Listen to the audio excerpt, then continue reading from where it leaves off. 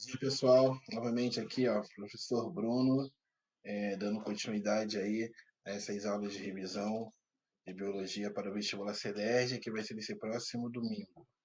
Então, hoje estaremos analisando aí as questões aí e adentrando um pouco em cada conteúdo abordado na questão, que foi o de 2021.2. Então, vamos lá.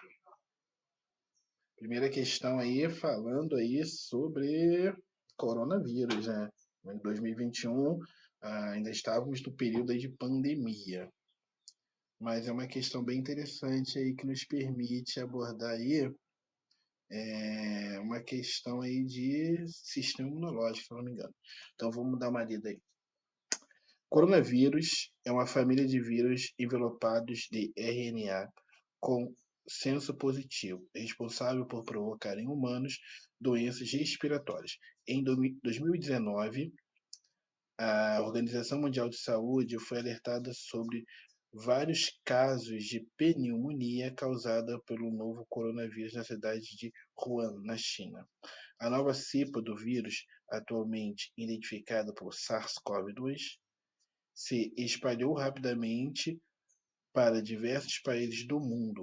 Em março de 2020, a OMS declarou pandemia de Covid-19, a doença causada pelo novo coronavírus. A SARS-CoV-2 é capaz de infectar as células da via respiratória a partir da interação das espículas de glicoproteínas virais com receptores ACE2, como mostrado na imagem. Após entrar nas células, o vírus libera o seu genoma, que por sua vez comandará o processo de síntese das proteínas virais.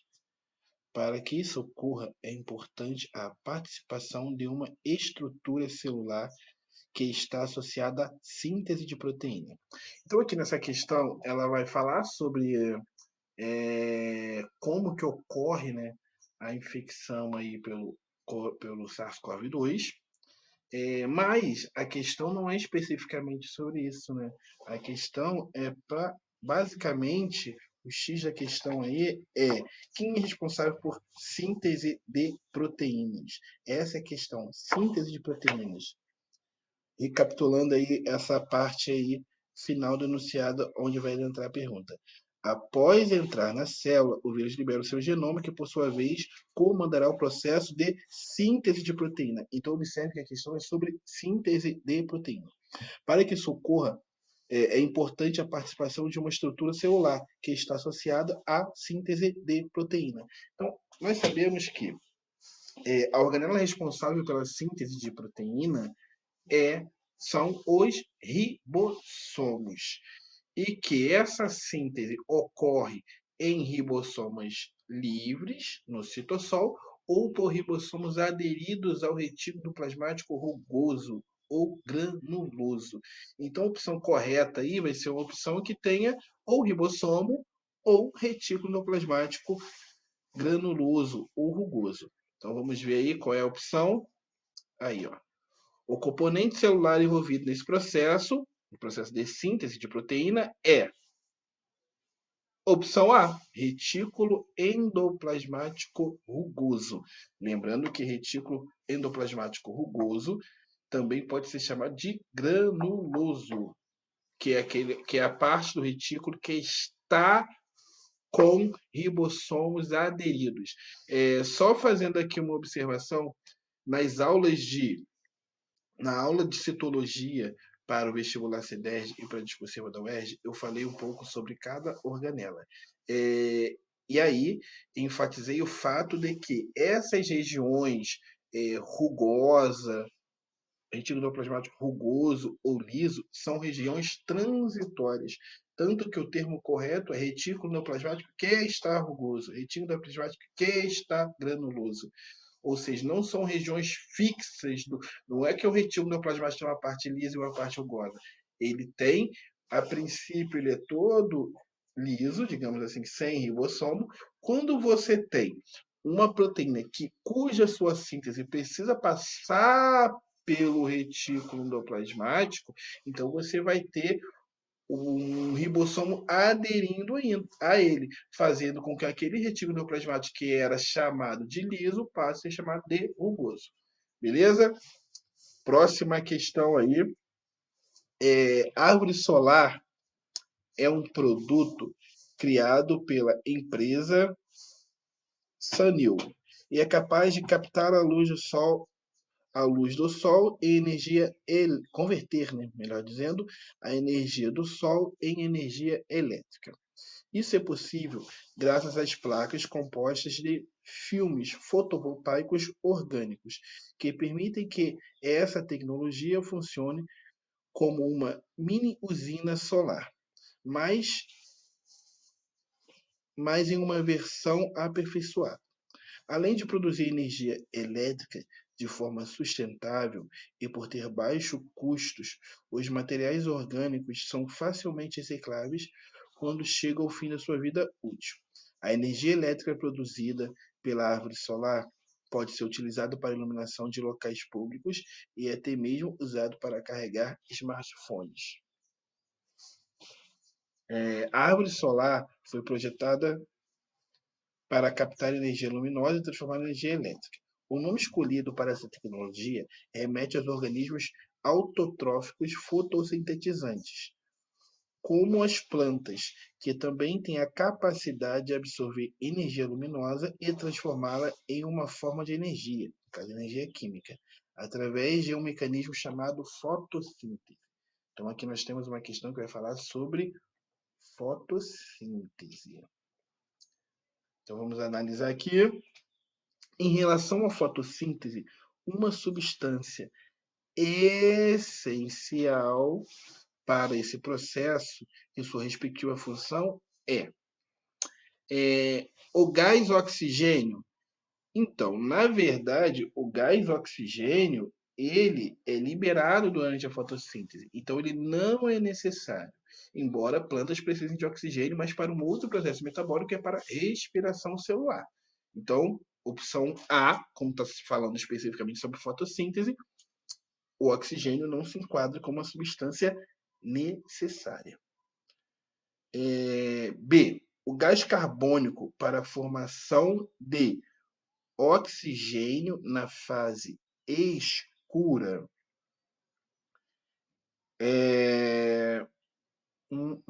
Na verdade, o oxigênio, durante a fotossíntese, como eu falei na opção anterior, o oxigênio ele é liberado, certo?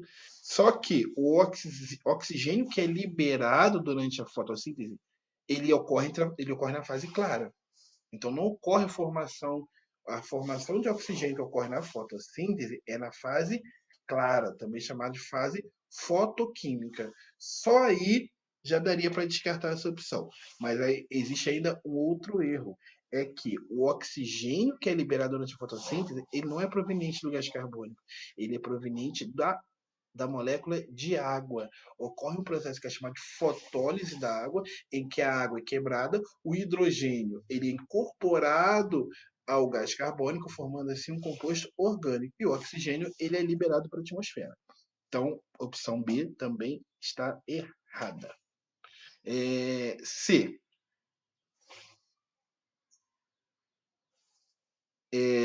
A água para repor os elétrons perdidos pela clorofila na etapa fotoquímica. Então, essa aí é a opção correta. Então, a clorofila é um pigmento fotossensível, né? Ocorre os seus elétrons ficam excitados e ela acaba perdendo esses elétrons aí para a cadeia transportadora. E esses elétrons perdidos, eles vão ser repostos por elétrons formados durante a fotólise da água. Então, essa aí é a opção correta, letra C. E a letra D, ela está equivocada porque ela fala que a clorofila, para a absorção de fótons durante a fase química. Na verdade, a fase química é a etapa em que ocorre a formação do composto orgânico.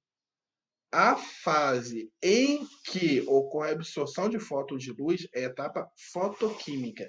Antigamente, na minha época, né, chamada aí de fase clara. Então, a resposta correta, opção C. Próxima questão aí, as briófitas. As briófitas são pequenas plantas herbáceas, representadas por 3 filos: hepática, musgos e antóceros.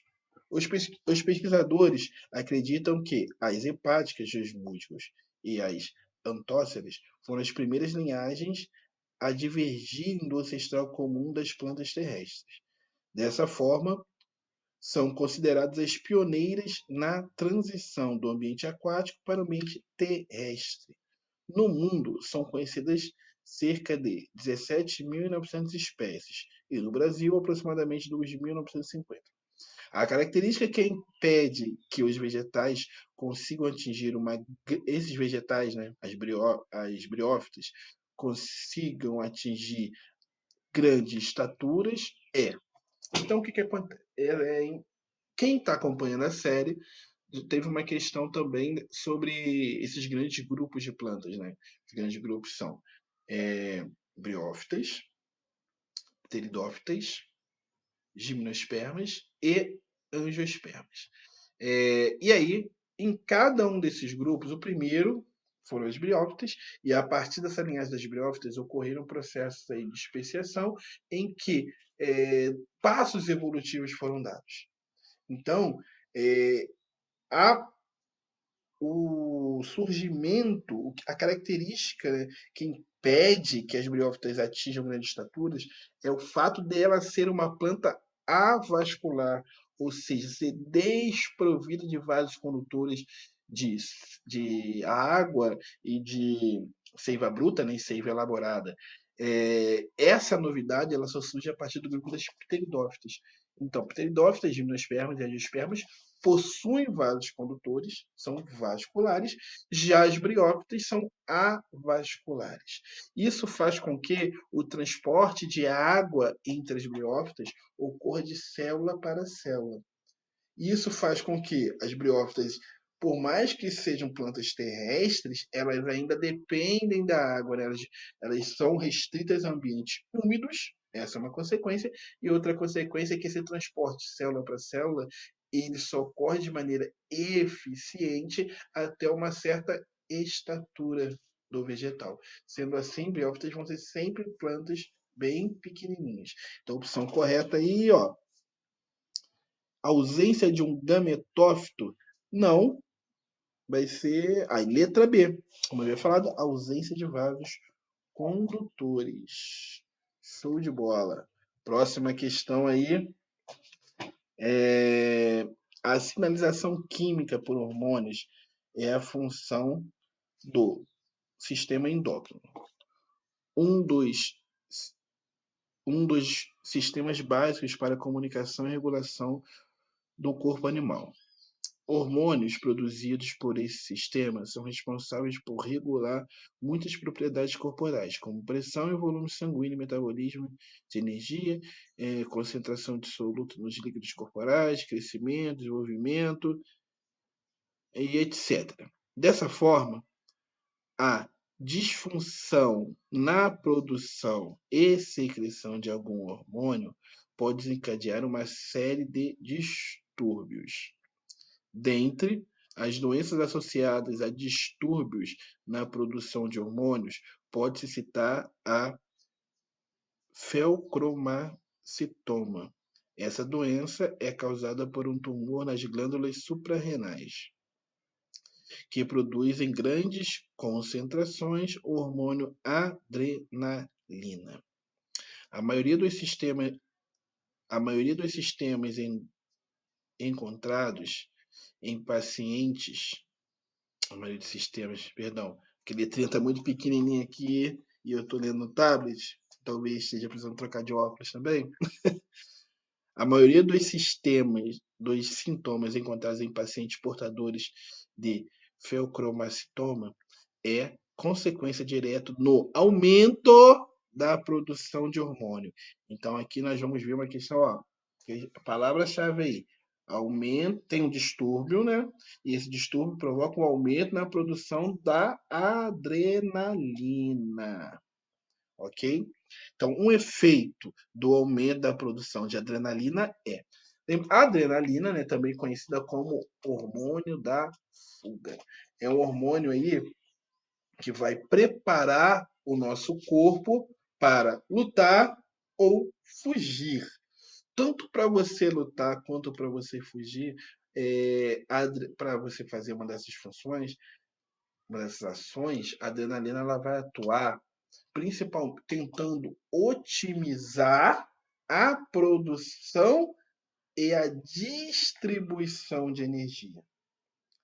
Sendo assim, o primeiro efeito que a adrenalina ela vai provocar vai ser o aumento da ventilação, uma vez que esse aumento da ventilação ele vai te proporcionar aí, eliminação de gás carbônico e obtenção de oxigênio para a respiração celular. E, além disso, também o aumento da frequência cardíaca, uma vez que é por meio do sangue que os nutrientes necessários eles vão ser distribuídos para que as células, por exemplo, musculares, tenham energia suficiente, tenham substrato para produzir energia para que esse indivíduo então possa fugir ou enfrentar esse perigo. Então, o efeito básico, o primeiro efeito vai ser o aumento da frequência cardíaca. E aí, consequentemente, o aumento da ventilação, por sua vez, a letra B fala que contração das pupilas. Não, muito pelo contrário. Quando a adrenalina é liberada, as pupilas se dilatam, ou seja, elas ficam maiores, elas captam mais luz para que o indivíduo possa procurar uma rota de fuga. O aumento do peristaltismo, movimentos peristálticos são aqueles movimentos que vão fazer, que alguns órgãos realizam, que lentamente, né, que provocam o descimento de substâncias, como por exemplo o movimento peristáltico do intestino, que vai fazer com que o bolo alimentar, o quilo percorra todo o trato digestivo. Então, na verdade, não, vai diminuir. E a letra D é o oposto da letra A, né, que é a opção correta, né? A letra D está errada porque fala diminuição do batimento cardíaco. Se diminuir, o indivíduo ele não vai ter energia suficiente, não vai ter oxigênio suficiente, provavelmente não vai se dar bem nessa situação de estresse. Então a opção correta aí é a letra A, aumento da frequência cardíaca. E aí vamos aí para nossa última questão, que tem esse enunciado enorme, mas que eu já li antes. Ele está falando aí sobre uma redução da chuva no Pantanal. E aí eu acho que dá para a gente, não precisa de ler, mas vai estar falando sobre isso, né? E aí vai falar que um dos fatores associados à falta de chuva no Pantanal e em outros biomas brasileiros a intensificação do processo de lixiviação e perda de nutrientes no solo? Não, na verdade, a lixiviação, né, é quando a água ocorre um escoamento superficial, né, que acaba levando esses nutrientes. Não depende da chuva para que ocorra a lixiviação. Diminuição no processo de desertificação das florestas tropicais. Então, é o oposto, né? Se tivesse um aumento da desertificação, talvez isso poderia estar associado aí à falta de chuva no Pantanal. Letra C, o desmatamento na Amazônia. Olha, pode ser. Diminuindo a corrente de umidade que surge na floresta. Então, essa aí é a opção correta. Você já deve ter ouvido falar em um termo que são rios flutuantes, né? Então, a Amazônia, a floresta amazônica é uma floresta que ocorre muita evapotranspiração, né? Ou seja, a saída de água desses vegetais. Sendo assim, e esse vapor d'água acaba sendo levado para diversas partes do mundo e também para biomas brasileiros. E o que faz com que ocorra uma taxa de chuvas, né, de pluviosidade nesses locais. Se por acaso O aumento, o desmatamento da Amazônia, ele afeta essa evapotranspiração, que por sua vez vai ter todo o impacto sobre essa umidade que surge da Amazônia, sobre esses rios flutuantes. E aí não teria o que a corrente atmosférica levar esse vapor de água para outros lugares. Sendo assim, pode estar relacionado sim, tanto com a falta de chuva no Pantanal, como entre outros biomas nacionais ou de outros países aí. Então, a opção correta aí é letra C de casa. Beleza, pessoal? Então é isso. Até a próxima análise aí, provavelmente aí 2021.1. Bons estudos, curtam o canal, compartilhem esse vídeo para quem vai fazer o vestibular esse ano, quem vai estar se preparando para o ano que vem e tal. E é isso aí. Um abraço, vamos nessa.